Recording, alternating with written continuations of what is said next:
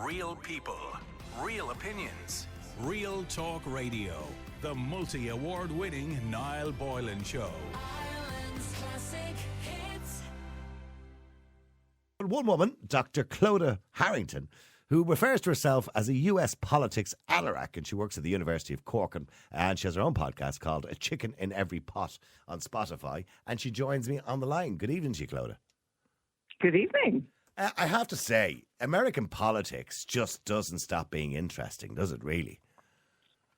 No, it really doesn't. And I sometimes think perhaps I should have chosen a different topic to kind of base my career on, because it just means you have to tune into the news 24/7, which is fun, but it's kind of slightly exhausting. Is it less interesting now since Joe Biden came along? Because Donald Trump, of course, was in the news almost every single day. He'd say something barmy or something interesting. So is it less interesting now? Because we've noticed now that Fox, obviously because they got rid of Tucker Carlson, but they are hemorrhaging money.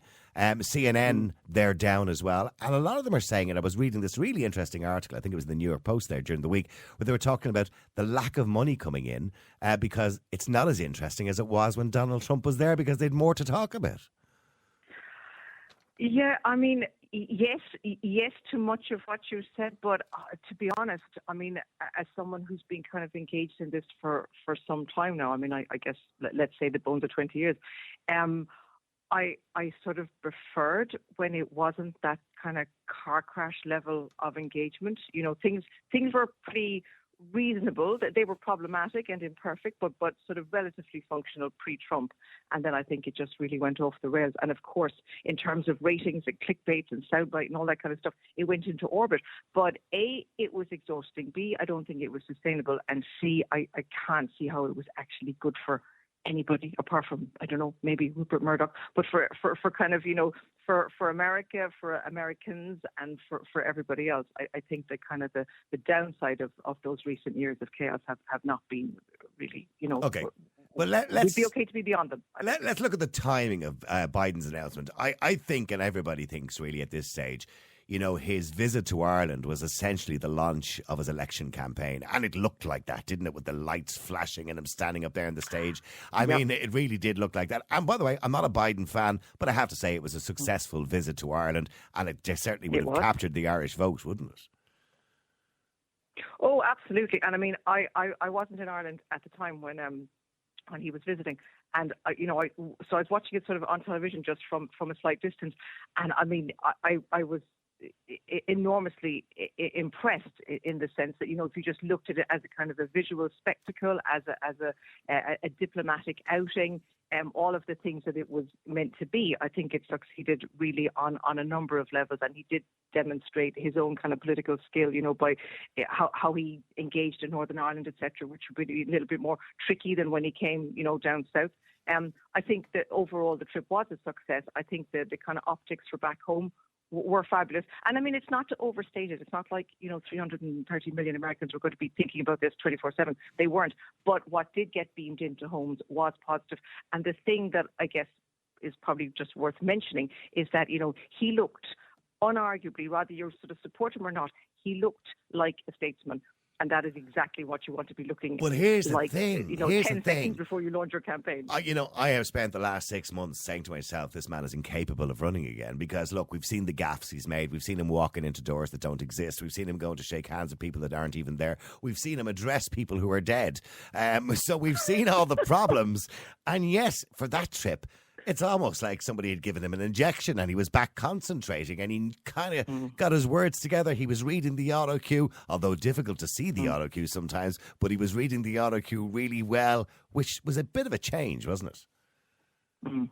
Oh, no, he was on form. I mean, he really was. I think, you know, to his credit and to the credit of everybody who made that visit happen, certainly. And I think I found it interesting as well because, you know, as you just said, I mean, if you, I don't know, let's even rewind a year or so and somebody had said, right, are you going to put 50 quid on Biden running again? I'd have kind of said, yeah, maybe not. You know, he might just sort of bow out gracefully after a year and hand the reins to Kamala Harris or whatever.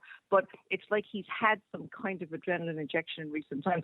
And I think at least a part of that is to do with how well the Democrats fared in the midterms in 2022. That was probably a little bit unexpected. I think they would have been pleasantly surprised, and he can get a lot of credit for that, even though his name wasn't on the ballot. But his presence and his message were important in 2022, and I think that did a lot for kind of confidence and focus for 2024. Well, what is the matter with Kamala? I mean, he's going to take her as his running mate once again. Realistically, I think most people are of the view that the only reason Biden is running again, or the Democrats want him running again, is to get Kamala in the door. Could she be the president? Because, I mean, will he opt out after a year of presidency if indeed he does win? And maybe this is a way of getting her into the back door, so to speak. Well, yeah, I mean, maybe even the side door. Because I think originally, I mean, when I talked to people, back in the beginning of his administration, like a few buddies in Washington and that, people were kind of saying, yeah, he'll probably just do the one term and then it'll be kind of almost automatically onto her, or, she will be very well positioned to kind of take over the reins, etc. Obviously, that's not quite how it's going to work out, but I think she's had a bit of a, I don't know, let's say she's had a slightly uneven set of performances as a vice president. We don't see much of her. Kind of I mean, when Biden was vice president, we seen a lot of him when he was with Obama and vice president, and he looked like a statesman then. But in saying that, we don't see much of Kamala, and anything that I've read about her has been quite negative, to be honest with you. Well, depending on whose articles you read. Though, I think at the very beginning, on the campaign trail, and at the very beginning, she was there by his side. It was all about the partnership. It was all about the duo, etc. And there was a very strong message there. And then once they got in and kind of got their feet under the tables, she was given, or she was kind of offered, I think, some scope in terms of choosing what her portfolios would be. She opted for some kind of tricky ones. Things like immigration is a thorny chalice, whatever term you want to put on poison that. Chalice, certainly. That was going to be tricky no matter who you were. Very, very difficult one to manage. So, I mean, that was always going to be hard. Was it easier? This may sound fierce racist, and I certainly don't mean it to be, but was it easier to give it to her because she's a woman of colour? Well, she'd get away with a lot more, if you know what I mean. But then I guess the thing is that, she was sort of criticised as it was perceived for not doing enough to date. I think that's actually unfair, because whoever was in that job trying to sort out that sort of very, very difficult situation on the southern border particularly was just going to get it in the neck. You're never going to please everyone, and you're always going to be at best irritating, at worst making apoplectic about 1/3 of the population who you only have to say the word immigration to and they go off on a tangent. So that was always going to be tricky. The other thing then, just more broadly, I think, certain sections of the US media decided that they didn't like her. And then so it sort of didn't matter what she did. They were going to be criticising everything from her hair to her television appearances to her brief.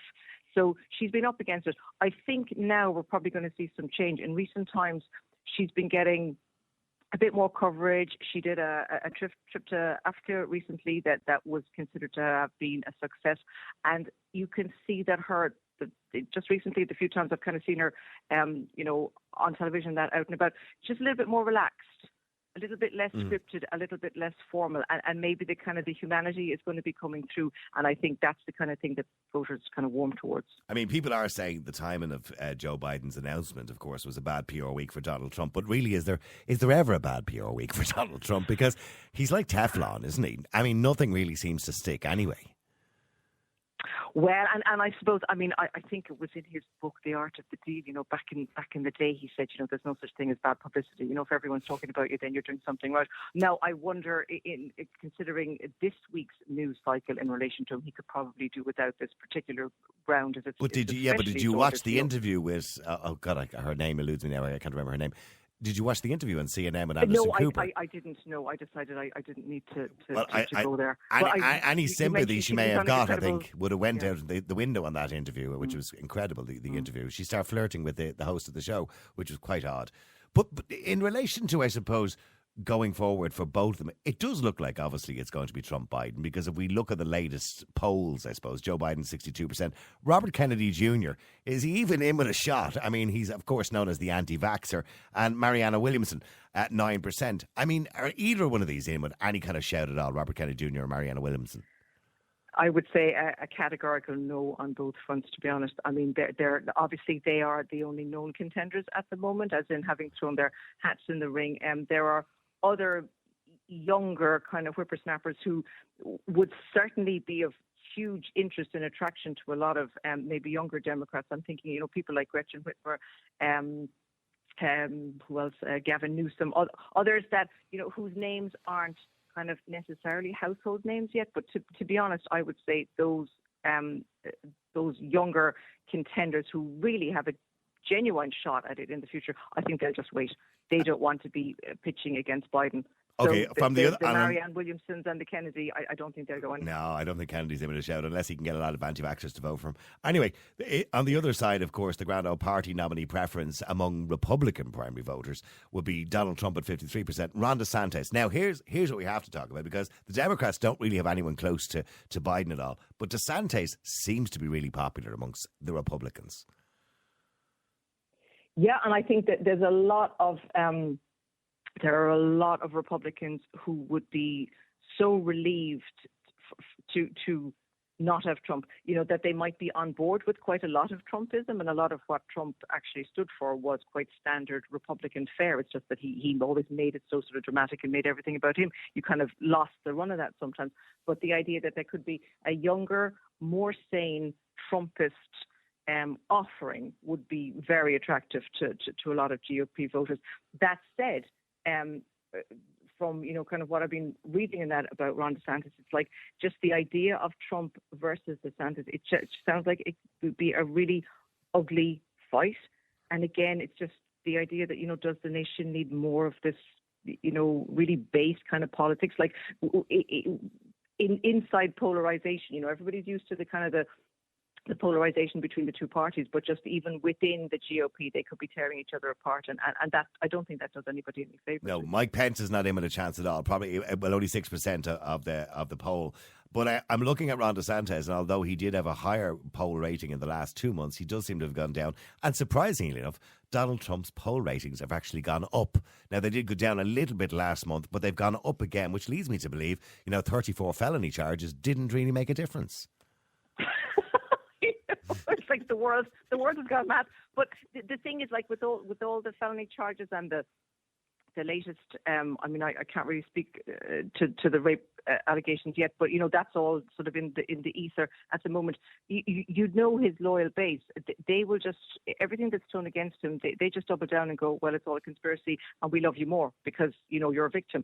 So in a way, it plays to them. It doesn't matter what you say about it. But is he a bit? I mean, looking back, and I know I've never spoken to you before, Clodagh, but I think we work well here together now on the chemistry. But I have to say, if you look back over the last 5 or 6 years, is Trump a little bit of a victim of the media? I mean, look, we all understand he's not the traditional type of president. He's not the traditional type of statesman. He says a lot of things he shouldn't say. He shoots from the hip a little bit. He's a businessman and ran America like a business. But was he unduly and unfairly picked on by the media? Do you think he was? Well, I suppose I would say,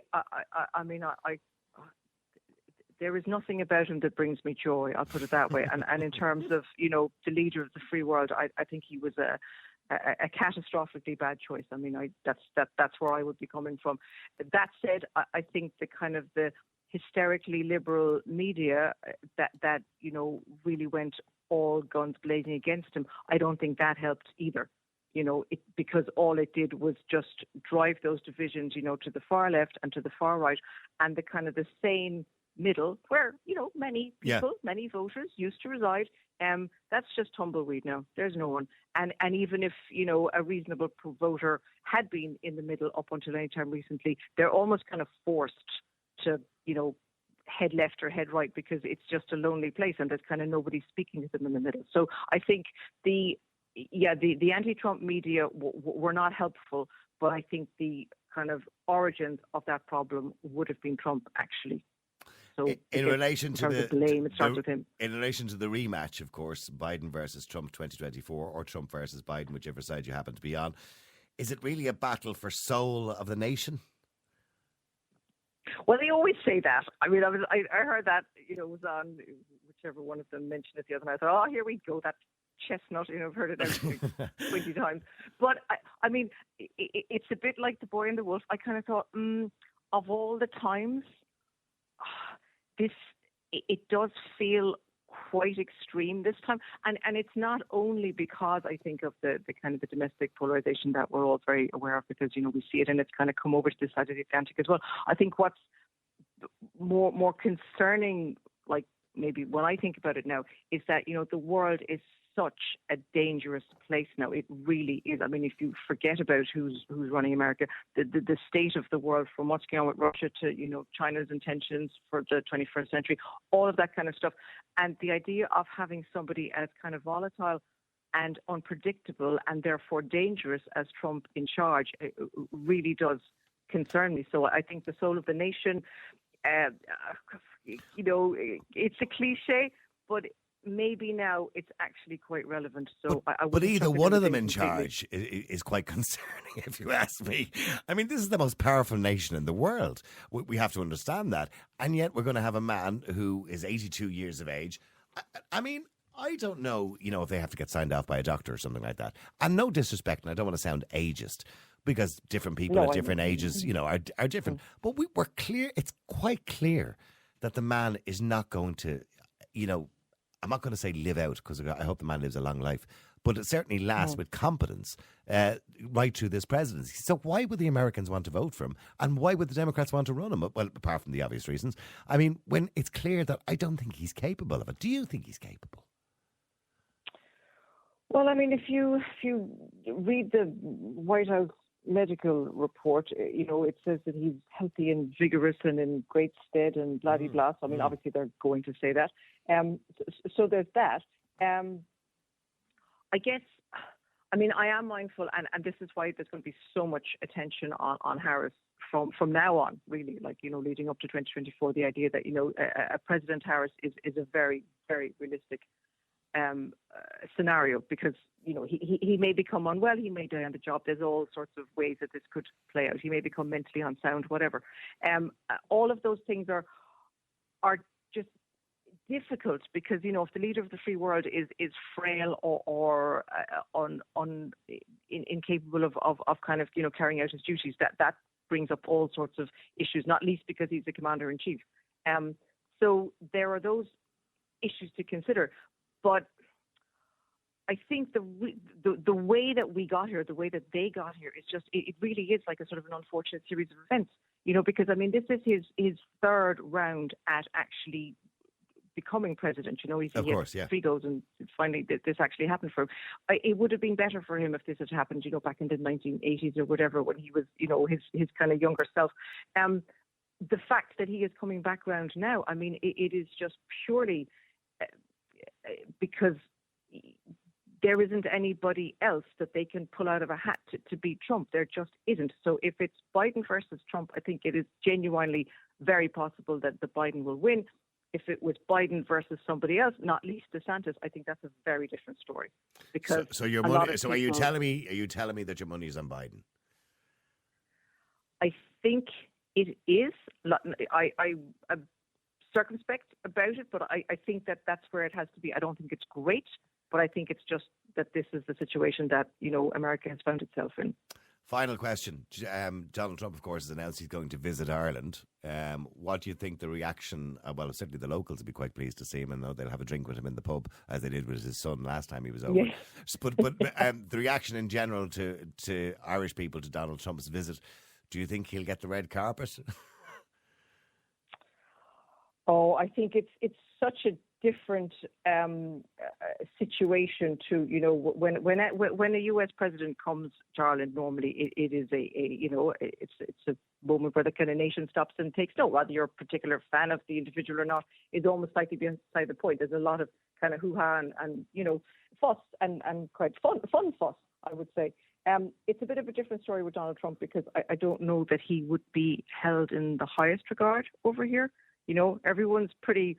Everyone loved Obama, generally speaking. Biden would be relatively popular, despite the caveats that we've just been discussing for 20 minutes. But Trump, it's a different story. So, I mean, you could almost imagine that there could be people sort of outside, with placards saying down with this sort of thing, where you'd never get that with a kind of a more conventional presidential visit. So I don't know that he would be met with particularly open arms.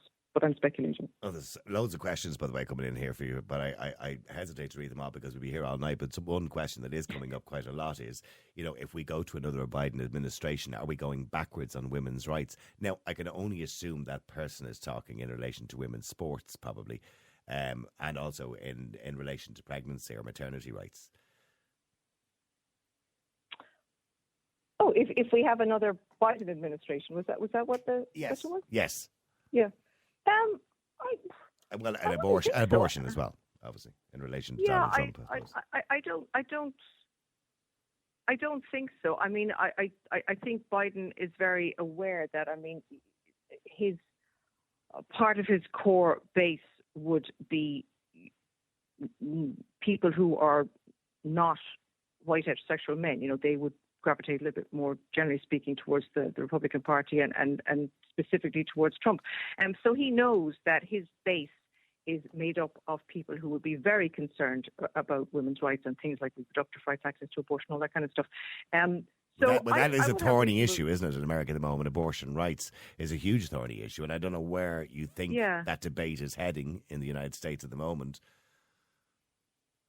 I think that, bearing in mind the kind of the fairly substantial steps backwards that have happened in recent times, I think it will be very important for Biden to look and sound as though, he is putting reproductive rights, for example, front and center of his agenda. I think having Harris next to him gives him some extra credibility there. And I think there will be a number of routes, not just policy-wise, but things like, how things play out on the Supreme Court. There might be some more opportunities there for, newer judges to come on, and he can sort of demonstrate his commitment via those routes. So I'd be optimistic enough on that particular front, actually. Well, listen, I've got to thank you very much indeed. It's been a very interesting conversation, and I hope we get to talk to you again. I'm sure we will, actually, because the battle starts very, very soon, and it'll be wall-to-wall election this time next year. God only knows what we'll be talking about. Real people, real opinions, Real Talk Radio, the multi-award winning Niall Boylan Show.